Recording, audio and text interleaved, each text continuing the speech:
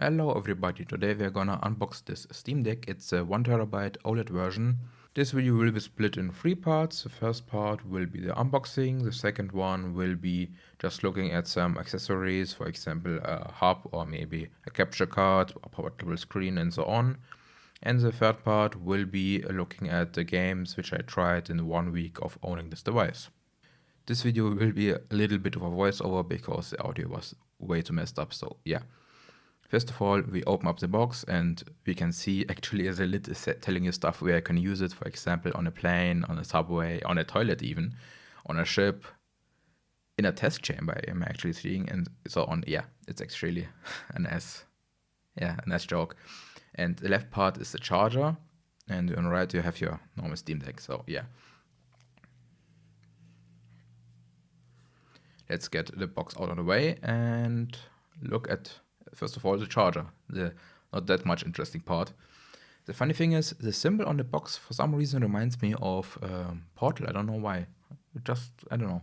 This at least the cube part reminds me of Portal. So yeah, the charger is actually pretty simply packaged, just a charger and some paper which is telling you some safety information. So yeah, it's actually a pretty nice charger. It's USB-C powderly type 3. So yeah, it actually can provide you 5 volts, 9 volts, 15 volts and 20 volts, and it has up to 45 watts. So yeah, it's actually a pretty nice charger. And compared to the old version, it actually has a pretty long cable. It actually has 2.5 meters, so you can use it. Yeah, you can use it everywhere because I think 2.5 meters is more than enough. And yeah, I tried it with my laptop and my phone, so yeah, it's working nice. It's a nice little charger. And as you can see, this is actually the piece of paper you get with it. It's just some safety warnings. And yeah, let's get to the real deal. Let's unpack the Steam Deck. It's wrapped in a foil, and by pulling it out, you get the nice cardboard. So yeah, let's try sliding it out. Even though I just realized that there's actually a rip part where you can actually rip it open. So yeah, you can slide it out if you want to preserve the nice packaging for some reason. And yeah, that's actually the carrying case which you get with your OLED version. So yeah, on the top you actually have a seal. So I don't know why they're using it. Maybe for tampering on a manufacturing plant, or maybe if some RMA or something that somebody is shipping in the bag opened or something. So yeah, you actually have a seal on the top, which you just cut it and you can open it. But there are actually nice two holes, so you can actually use a padlock or something if you're traveling on an airport or something. So you can actually lock it up. And yeah, this is the case, and you can open it. Actually, the 1TB version is actually splittable, so this is a nice feature. And fun fact, the padlock or the locking part is actually on the inner part, so yeah, it will stay locked. You get a nice fiber cloth for cleaning your screen, and I tried it. It's nice. It's working great. And yeah, now I'm actually showing you the part where you can split it, and it's just some Velcro, and yeah, as you can see, it's nice and easy.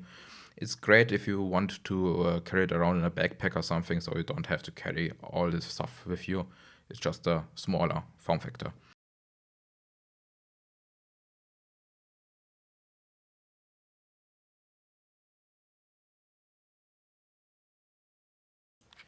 And this is actually the Steam Deck, how I'm actually carrying it around after using it for a week.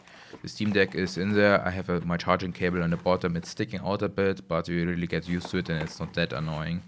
The Steam Deck is in there. Underneath it is a cloth, which you can use for cleaning the screen. And inside the splittable case, I'm actually having stuff like a charger for my keyboard, some headphones, and a smart tech. So if I'm gonna forget my Steam Deck somewhere, I can find it easily. So yeah, this splittable case is actually pretty nice. Now let's get actually to the Steam Deck, and it's nice. I was actually surprised by the weight. I was expecting it to be way more heavy, and I was actually shaking around because I could hear the buttons moving a bit. So yeah, the A, B, X, and Y buttons are a bit loose. Yeah, I think it's like almost any controller. There are ones where you can't really hear them moving, and yeah, I think it's actually pretty okay. And I tried every button, and to be honest, I do prefer the Steam Deck over the Xbox controller. But yeah, it's something between a PlayStation and Xbox. I don't know. It's maybe a bit stiffer than the Xbox, but maybe not as stiff as some PlayStation controllers. I don't know. And to be honest, the buttons are actually feeling way different than any other controller. It's like a mechanical keyboard. You really have to push in harder than it's actually goes. So yeah, your initial force is higher than on other controllers. Yeah, I don't know. I like them, but it's yeah, it's different. And yeah, we are actually coming up to the installation screen and first startup screen. So yeah, I was using the power bank because I read somewhere that you should plug it in first before using it, and yeah, I realized it is actually full enough to start. It was like I think at 70 or 80% at that moment. So yeah. Now I had to put in my Wi-Fi password. So yeah, let's get it out of the screen. So yeah, after inputting the Wi-Fi password, it starts loading and updating. And yeah, that's nothing surprising. It's all like any other console. You have to make updates. So yeah, at that moment, I actually grabbed a few controllers like the PS4 controller and the Xbox Elite Series 2 and started trying out the buttons and comparing them with the Steam Deck. And they are feeling different. So every controller feels a little bit different. And my old favorite was actually the PS4 controller, but at the PC, you preferred to use the Xbox because of compatibility. So yeah, it's actually pretty nice having nice trigger buttons. So yeah, I never liked the trigger buttons from the Elite 2, but I like the PS4 trigger button, and I think the Steam Deck has some pretty close and some really comfy trigger button. And at that moment, I was actually trying in the pushing of the joysticks. And to be honest, this pushing in of joysticks is actually pretty stiff. It's like on a PS4 controller, you really have to push in. So that's one thing I really liked about the Elite controller. You don't really have to have a lot of force to push in the joysticks. So yeah, and trying the normal A, B, X, Y buttons and the gamepad, I would say the Steam Deck has a pretty interesting feel. It's for my opinion, it's something like a mechanical keyboard. You need initially a lot of force to start pressing, but then it just goes down like a mechanical keyboard. Yeah, they're actually pretty nice to use. So yeah, I did like the buttons. They're not that mushy compared to the Xbox One, and yeah, for my opinion, the buttons are actually pretty nice. Maybe not the trigger buttons. So the trigger buttons are actually a bit too cheapy feeling. So yeah, for example, the Elite controller is actually 4 buttons on the bottom too, but they are way more comfortable compared to the Steam Deck ones. So the Steam Deck just feels a little bit cheap on the bottom 4 buttons. I don't know why. So yeah. So yeah, the nice thing about this charger is it's actually hardwired into the plug, not having a connector there is actually, for my opinion, a great thing because you can't accidentally unplug the brick from the cable. And yeah, I think it's just a failure point which you add because I have power bricks which have USB-C on the brick itself, and at some point it will get loose. So yeah, hardwiring this long cable on it is, for my opinion, is a great thing they did. And yeah, as you can see, the Anker one has a USB-C port, and yeah, it starts wiggling at some point. So yeah, hardwiring is great, especially if you want to use the Steam Deck a lot. This will be a nice and sturdy connection. And yeah, at this point, I was again reading what power ratings it has, and like in the beginning, 45 watts is more than enough for many things. Maybe not for powering a laptop, but for a Steam Deck and phone is great enough. So here, as you can see, it's again wanted an update. So I'm just gonna fast forward through this whole part. And after that, just logging in as usual. And after this part, you will get in your this welcome screen where it's gonna show you what every button does. First time startup, getting used to this device, and after that you actually present it with normal Steam layout. And yeah, the viewing angle on this device is actually pretty nice. You can see it from almost any angle, and yeah. So yeah, let's get to testing. I have a few things laying around which I want to try with Steam Deck. A capture card, a hub, a USB-C to HDMI adapter, a portable screen, a SSD, and mouse and keyboard. First of all, I tried the Microsoft USB-C to HDMI adapter because it's nice and compact and it's easy to carry around. And for an auto price, it easily got recognized and works fine. So yeah, it's nice and simple. The next thing I tried was the Anker USB-C hub, because maybe some people do have a hub laying around. They don't want to buy the Steam one. And this hub was actually pretty interesting because on the first day I tried it with HDMI at least. It was pretty buggy because it didn't recognize the screen every time. But in the evening, when it finished all the updates, it started working fine. So I think it had something to do with some updates missing or something. So yeah, and the hub Ethernet works flawlessly. The only thing is, if you are in the gaming mode, the icon is actually a globe if you're connected to Ethernet, not this typical PC screen with a cable. So yeah, this globe is meaning you have an Ethernet cable plugged in, not that you're offline. So that's a thing. I was confused the first time I saw it. So yeah, getting to the capture card, I still use the Anker hub because yeah, it was plugged in. And one nice thing about the Elgato 4K 60S is that you can actually use it without a PC, and in this case, I actually could provide enough power with the hub, so it was more or less one cable for everything. And one thing to note is Elgato makes something strange if you try to use it with Steam Deck, because the first time it starts recognizing the signal, then it goes to ready to record, and then for a few seconds it gets back to recognizing a signal, and then it gets back to steady, ready to record. So it does this thing 2 times instead of just once. So yeah, that's a thing in the beginning, at least if you try to plug it in. So yeah, the next thing will be the SSD, and it's actually straightforward. You just go to your Steam menu, settings, storage, and can easily format your drive. It's the same thing as a SD card, but SD is natively supported. So it was more interesting to try something different, and the SSD works. Yeah, it works fine. You can format it, and after that, you can actually select your default storage space.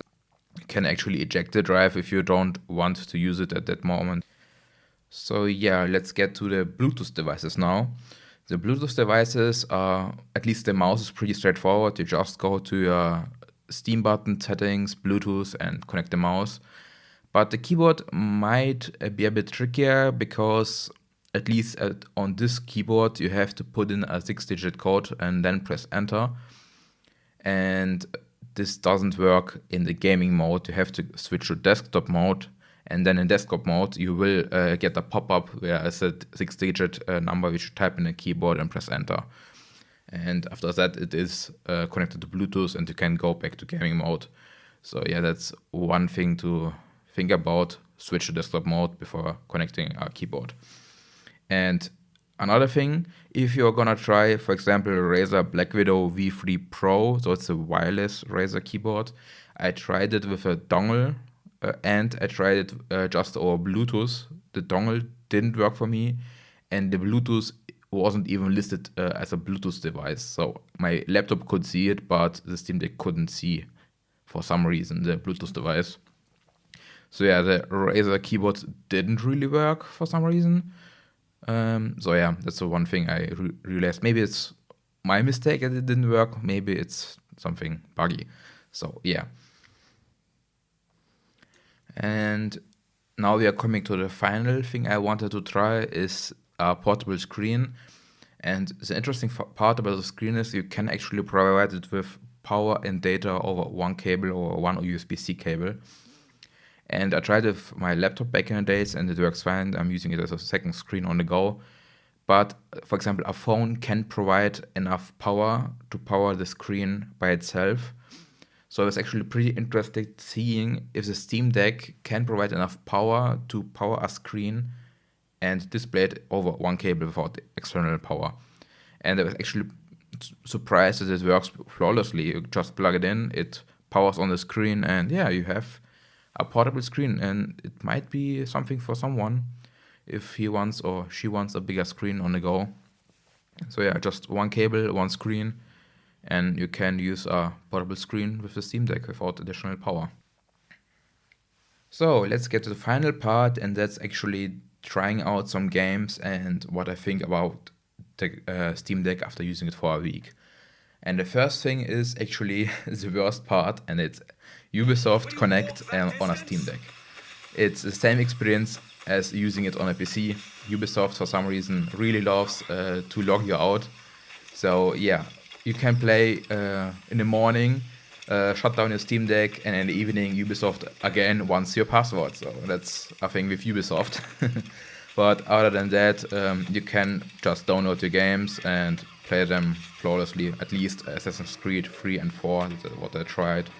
And Assassin's Creed 4 is running really well. You have like 50 FPS plus minus, and at least I'm actually turning down the refresh rate more like to 30, because I like the bigger battery life compared to smooth experience, because I think 30 FPS is more than enough, especially on this screen resolution. And yeah, it's mobile gaming. If you want more refresh rate or nicer image, you're going to go to your gaming PC or laptop. So yeah, on the go, I think locked to 30, you'll get way more battery life, and it's a better thing. But if you want more refresh rate, you can go up. Okay, the next game I want to show you is GTA 4. And yeah, it's a little bit older game, but I think it's a bit of nostalgia, at least for me. And maybe there are people out there which actually still playing GTA 4. And this game actually can run at 90 frames per second, so you can go up to the full refresh rate of the screen. But again, at least I'm turning it down to maybe something like 30 or 50 or something, because yeah, bigger battery life. But if you want, you can go up to 90, so it's actually a pretty smooth experience, and I think it's looking nice. At least nice enough for the age. The game isn't something like your new AAA games or something, but yeah, it's still a fun game.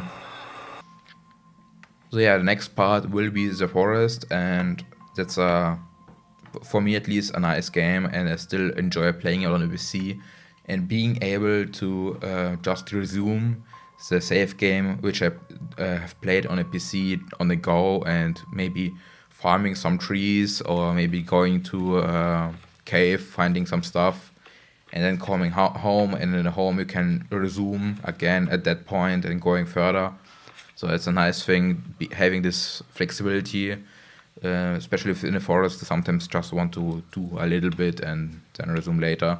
So one thing I noticed on the forest is actually the frame rates, and it's jumping up and down a lot. So it's constantly jumping from 40 to 60 to 50 to 65 back down to 45 and something. So yeah, limiting the frame rates maybe to something like 40 or 50 will be at least for me a bit better because it's not that jumpy.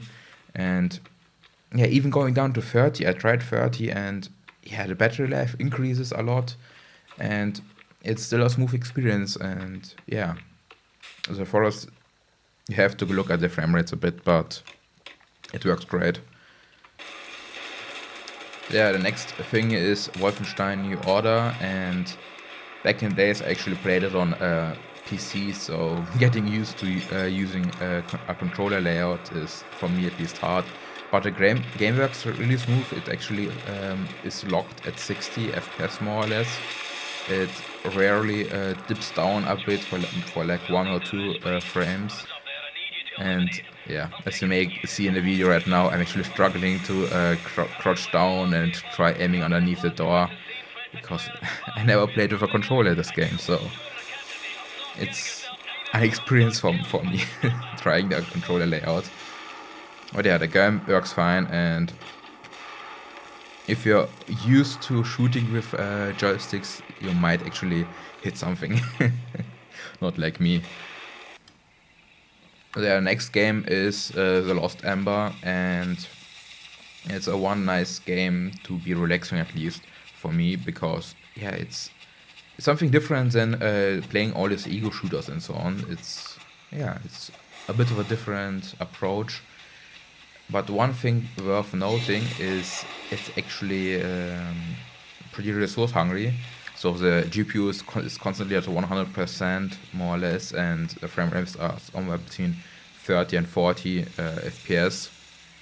And the battery life isn't that great. So if you can see on the top right corner, battery percentage 67% and roughly 1 hour 40 left on battery. So yeah, it will eat to battery compared to some other games. And at least most of the games I try playing, I'm actually locking down to 30 frames, so I get way more battery life compared to some games which would normally run at 50 or 60.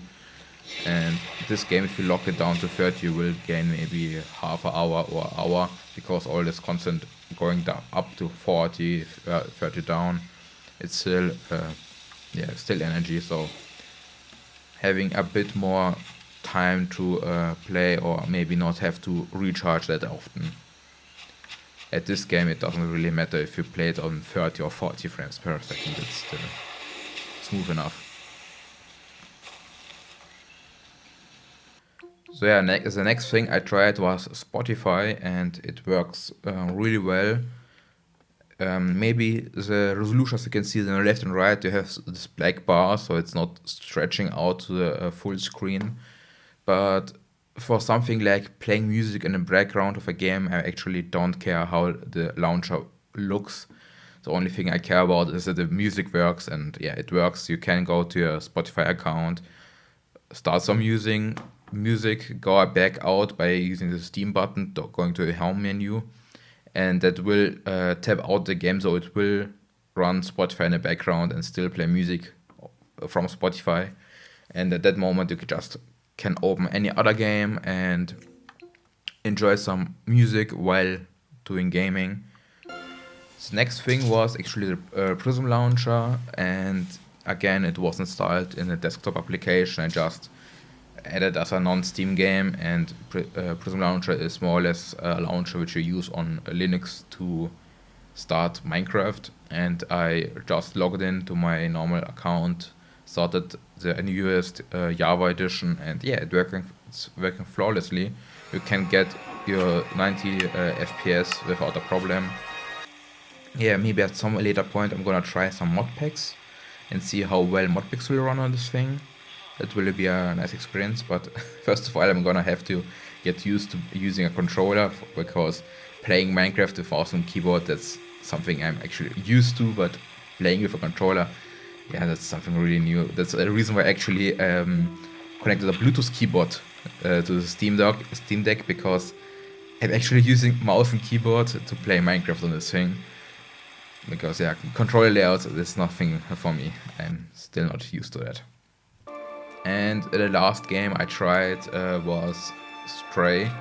And yeah, it's a nice game, and I think it's again a beautiful game for using on a Steam Deck, because you can just relax in this game. You don't have constantly to move somewhere, or you have to be fast. You can just stop, rethink what you're doing, maybe search collectible or something. Yeah, I think it's a nice and relaxing game, especially in the evening when you want to relax. So yeah, we are actually coming to the end. Right now I'm actually showing you all the different keyboard designs you have by default, which you can apply. And in the end there will be 2 clips showing the normal startup animation and the one which you get with the 1 TB edition. So yeah, thank you for watching and see you next time.